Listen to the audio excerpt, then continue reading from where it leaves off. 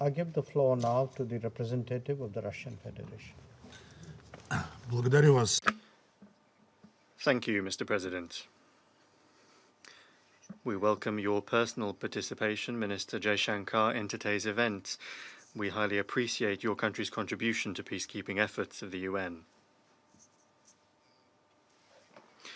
India is not only one of the biggest contributors of troops to peacekeeping operations, but also actively participates in discussions at the UN aimed at improving the performance of peacekeepers and improving the conditions of their work. It is no surprise, then, that these issues have taken center stage during India's presidency of the Council. We are grateful to you for raising such important issues as ensuring the safety and security of blue helmets and the use of new technologies in peacekeeping. We supported the initiative to prepare the two respective documents. We value the work done by your country's delegation. As a result of that, we have genuinely balanced documents that take into account the interests of all Council members. For that reason, Russia joined the ranks of the co-sponsors of the resolution on accountability for crimes committed against peacekeepers. Mr. President, the blue helmets do their noble duty in extremely complex and dangerous circumstances, risking their lives on a daily basis, and their contribution to the business of peace is invaluable.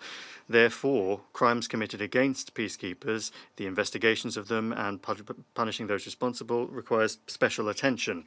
We need to create mechanisms that allow us to ensure the administration of justice in an unprejudiced way and quickly in all such cases.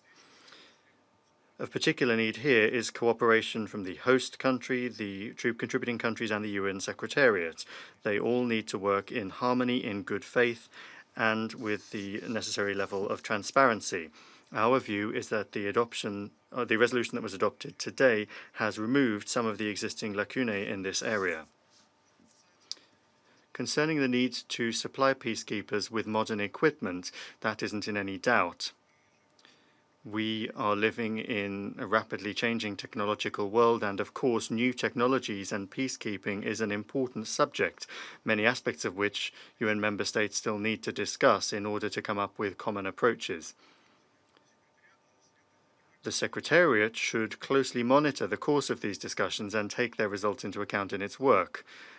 At this stage, member states have decided that the use of new technologies by blue helmets and other UN personnel must be aimed at ensuring the safety and security of the civilian population and peacekeepers themselves. Advances in technology do have a future, but where there are opportunities, there are also risks. Peacekeepers introducing and using IT and digital technology should not present a threat to the sovereignty of the host state, that of its neighbours, or should not violate the private life of citizens. And this matter is particularly sensitive when we're talking about the UN, an organisation with a unique reputation for justice and impartiality, the main task of which is to selflessly help those most in need.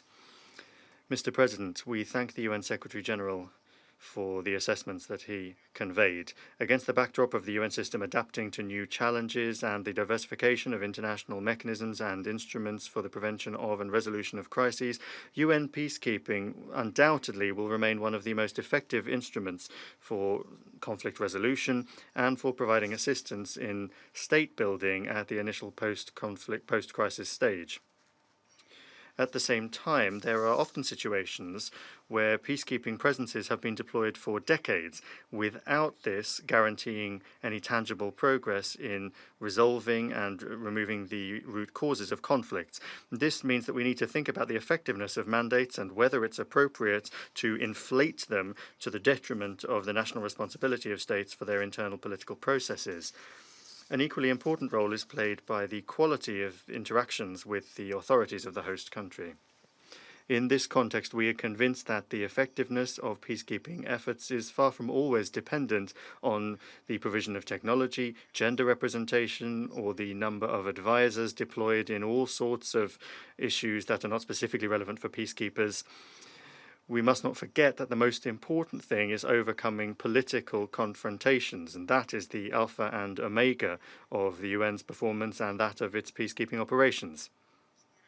The history of conflicts in various different regions of the world has shown that It is specifically good quality, laborious political and mediation efforts while observing state sovereignty that helps remove the root causes of conflicts rather than simply addressing the symptoms. Supporting a political settlement must be the priority for peacekeeping. Otherwise, even if there is a temporary lull, crises run the risk of returning. Thank you. I thank the representative of the Russian Federation for his statement.